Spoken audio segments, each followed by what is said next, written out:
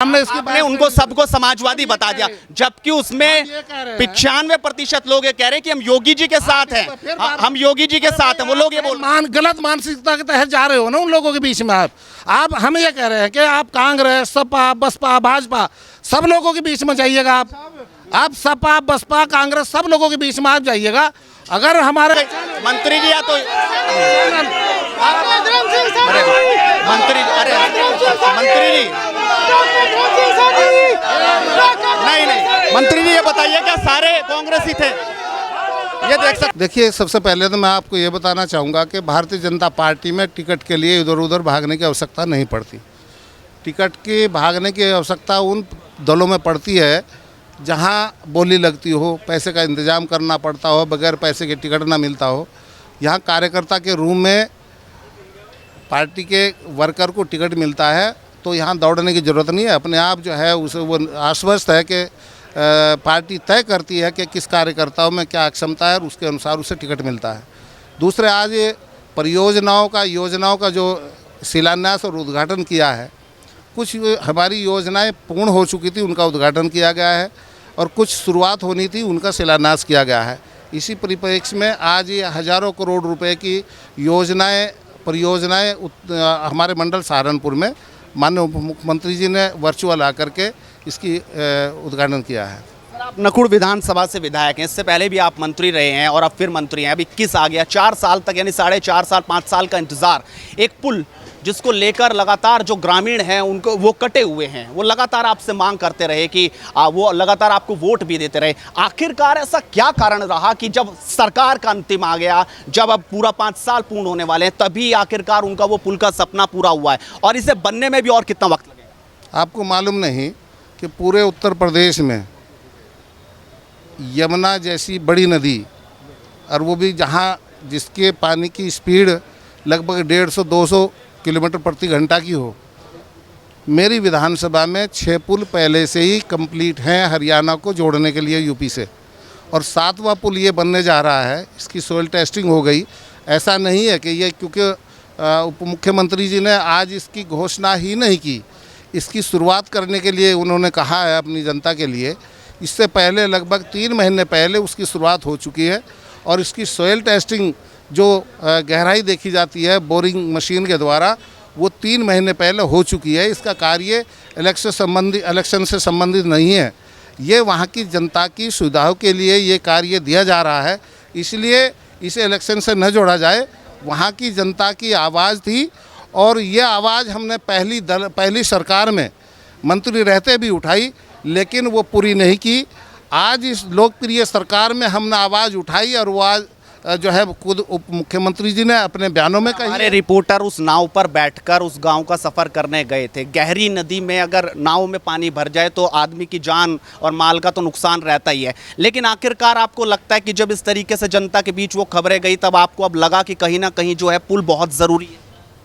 नहीं, अब नहीं लगा। देखिए, फिर आप जो है अगर निष्पक्ष तरीके से इस बात को देखेंगे कि पुल पे पहले से कार्य चल रहा था और मैं पहले कह चुका हूं कि उसकी सोइल टेस्टिंग तक हो चुकी है। उसके जो पूरे प्राकलन वगैरह बनाए जा रहे हैं, एस्टीमेट बनाए जा रहे हैं उसके, और उसका नक्शा बनाया जा रहा है कि कहाँ कहाँ किस तरीके से पिलर आएगा, कितनी लंबी उसकी लेंथ होगी, कितना चौड़ा होगा।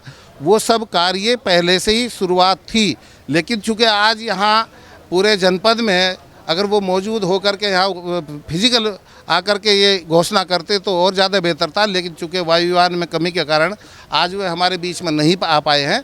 इसलिए उन्होंने जनपद के उस क्षेत्र के लोगों को आश्वस्त किया है कि यहाँ के जनप्रतिनिधि विशेषकर डॉक्टर धर्म सिंह सैनी ने जो आपके बीच में आपने मांग रखी थी, उन्होंने उसके सामने वो सरकार सहर्ष स्वीकार करती है और वो पुल पर जल्दी ही काम लग जाएगा। सर, मैं आपकी विधानसभा गया था, मैं कई गांव में गया, अलीपुरा हो या दूसरे तमाम गांव, तो लोगों का एक ये कारण था कि मंत्री जी को हमने जिताकर विधानसभा पे पहुंचाया, उसके बाद वो मंत्री भी बने, हमारा सम्मान भी रहा, लेकिन मंत्री के नाते जो उनको लोगों के बीच होना था अपनी विधानसभा में, वो यहाँ पर दिखाई नहीं दिए। बहुत कम वो लोगों से मुलाकात करने आए। आप किस तरह?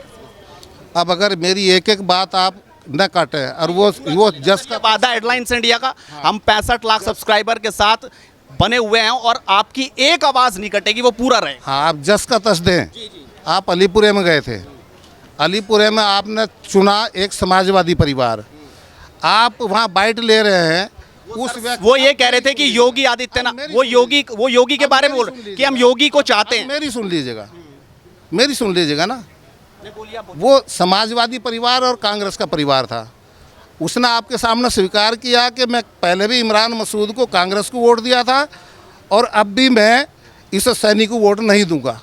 आप ये बताइए, आप मेरे विरोधियों में जाकर के अगर ये पूछेंगे कि आप किसे वोट दोगे तो वो ये कहेगा कि मुझे देगा। आप मेरी सुन लीजिएगा। नहीं, आप सर वो आरोप थोड़ा सा गलत हो गया ना। वो दरअसल किसी एक वो योगी का नाम ले रहे हो, कह रहे हैं हम योगी के साथ हैं। मेरी सुन लीजिएगा ना, पहले जब मैंने आपको यह कहा, पहले मेरी सुन लीजिएगा। आप एक किसी कांग्रेसी से ये पूछेंगे जाकर के आप किसे वोट दोगे, और वो स्वीकार कर रहा, आपने पूछा कि पहले किसे वोट दी थी आपने, और उसने ये कहा कि मैंने कांग्रेस को वोट दी थी। एक समाजवादी का बैठा है, उससे पूछा आपने आप कौन से दल से है, उसने कहा मैं समाजवादी में हूँ। जो समाजवादी का वोटर है, जो कांग्रेस का जितने लोग थे वो सारे समाजवादी कांग्रेस के, सारे समाजवादी कांग्रेस। आप मेरी बात पूरी सुन लीजिएगा, जब उसके बाद में वो करिएगा।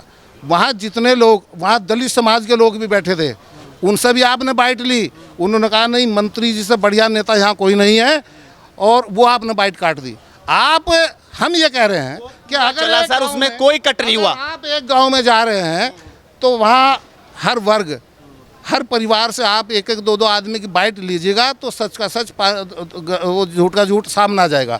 लेकिन अगर आप तय करके अपने चैनल की सुर्खियाँ बटोरने के लिए केवल ऐसी जगह जाओगे कि ये कट्टर समाजवादी या कट्टर कांग्रेसी परिवार है, और उससे ये कहोगे तो क्या कहे वो क्या करेंगे? वो ऊपर से ये कहेंगे दिखावे को कि हम योगी जी के, जो आप कह रहे हैं कि आप लोगों के बीच रहे, आप लोगों के बीच रहे। मैं लोगों के बीच में हूँ, रहता हूँ और रहूँगा। मैं फिर कह रहा हूँ, आपके सामने एक व्यक्ति ये कह रहा है कि हम जो है कानून, हमने पहले भी कांग्रेस को वोट दिया था और आगे भी इसे सैनी को वोट नहीं देंगे।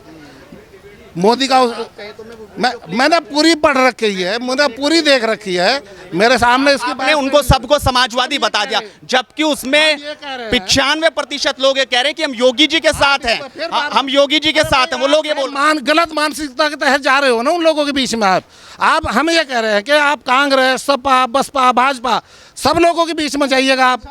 आप सपा, बसपा, कांग्रेस सब लोगों के बीच में आप जाइएगा।